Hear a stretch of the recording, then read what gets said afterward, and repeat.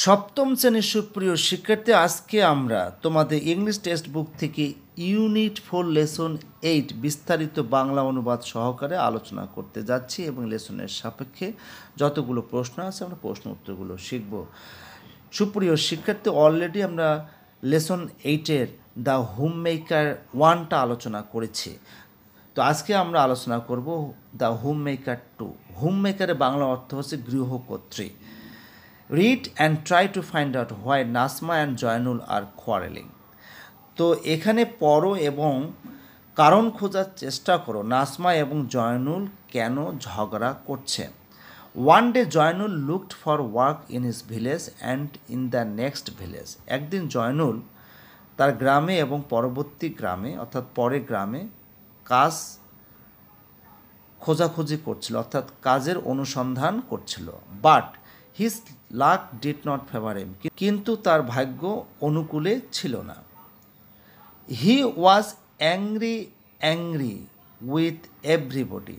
এখানে অ্যাংরি দুটো শব্দ একসাথে ব্যবহার করা হয়েছে, আমরা ইংরাজিতে এভাবে ব্যবহার করতে পারি, অর্থাৎ তিনি সবার সাথে রাগ ভাব প্রকাশ করছে, মানে যার সাথে কথা বলছে তার সাথে সে রাগ প্রদর্শন করছে, এটাকে বলা হয় অ্যাংরি।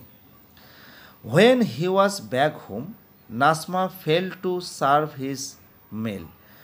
যখন সে বাড়িতে ফেরত আসলো, নাসমা তাকে খাবার দিতে ব্যর্থ হলো।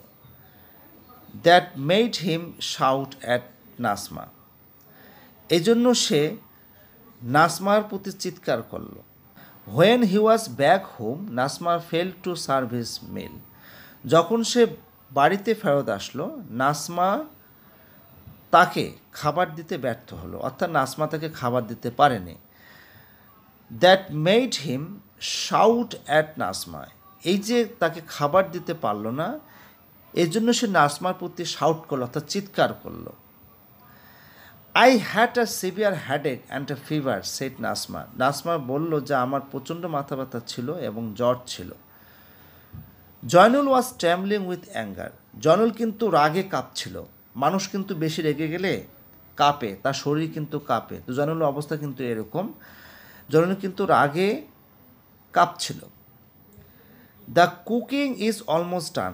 রান্না হয়ে গেছে প্রায়। Wash your hands and feet. তোমার হাত মুখ ধুয়ে নাও। I will bring the food soon, she said. Nasma কিন্তু বলে যাচ্ছে যে আমি তোমাকে খুব তাড়াতাড়ি খাবার দিব। Soon it will take ages, Zainul shouted wildly. Zainul খুব হিংস্রভাবে চিৎকার করলো, তাড়াতাড়ি, এটা তো যুগের পর যুগ লাগবে। What do you do the whole day at home. সারাটা দিন তুমি বাড়িতে কি করো?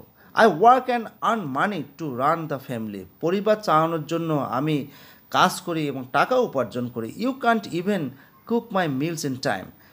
তুমি তো আমার জন্য রান্নাও করতে পারছো না।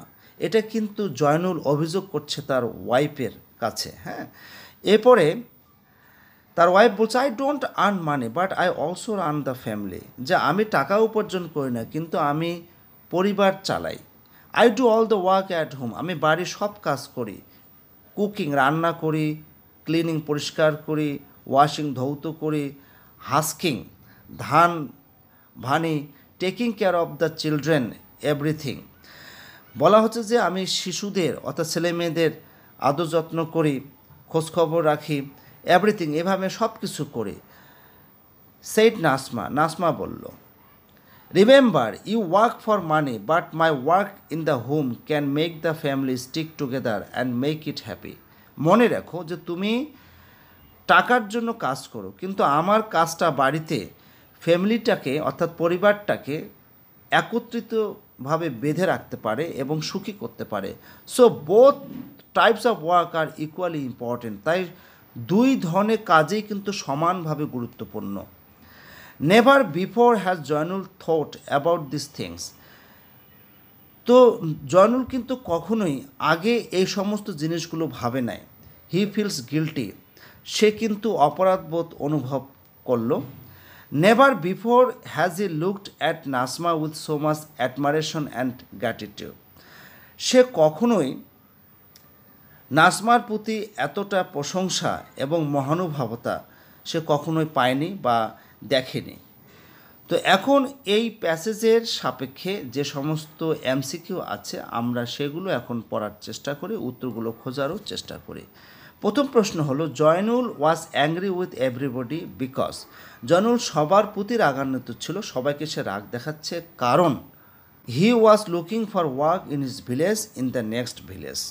কারণ সে তার নিজের গ্রামে এবং পরের গ্রামে অর্থাৎ পরবর্তী গ্রামে সে চাকরি খুঁজছিল অর্থাৎ কাজ খুঁজছিল। এটা হবে সঠিক উত্তর। Zainul shouted loudly at Nasma because. Zainul নাসমার প্রতি চিৎকার করলো খুব জোরে। কারণটা কি? কারণ হচ্ছে she could not give him food in time, কারণ যথাসময়ে সে তাকে খাবার দিতে পারেনি। It will take ages, the underlined words mean. এখানে বলছে এইজেস মানে হচ্ছে যে তোমার যুগের পর যুগ লাগবে অর্থাৎ খাবার দিতে। তো এই যে টেক এইজেস যেটা দেওয়া হয়েছে এখানে এই ফ্রেজটার অর্থটা কি? এখানে বলা হচ্ছে যে a very long time will be needed, যে তোমার আরও অনেক লম্বা সময় প্রয়োজন হবে। Who should run the family, কার পরিবার চালানো উচিত? উত্তর হবে Zainul and Nasma. 5. What can make a family happy? কোনটি একটা পরিবারকে সুখী করতে পারে? উত্তর হবে মানি অ্যান্ড হাউসওয়ার্ক, অর্থ এবং গৃহকর্ম। 6 number, all members in a family should. উত্তর হবে live together and support each other, একত্রে বসবাস করা উচিত এবং একে অপরকে সাহায্য করা উচিত। What do you think Zainul should do from now? তুমি কি মনে করো জয়নুলের এখন থেকে কিছু করা উচিত? উত্তর হবে help Nasma with her work when he can, সে যতটুকু পারে নাসমাকে সাহায্য করা তার কাজে। Why does Zainul finally look at Nasma with deep admiration and gratitude? কেন জয়নুল অবশেষে নাসমার দিকে গভীর প্রশংসা এবং মহানুভবতা সহকারে তাকিয়েছে? উত্তর হবে B number, he has understood the value of sharing work in the family, কারণ সে পরিবারে কাজ ভাগাভাগি করার মূল্যকে সে বুঝতে পেরেছে। সুপ্রিয় শিক্ষার্থী, তোমরা অবশ্যই পুরো টেক্সটটা বুঝতে পারছো। আজকে এই পর্যন্ত, সবাই ভালো থাকবে।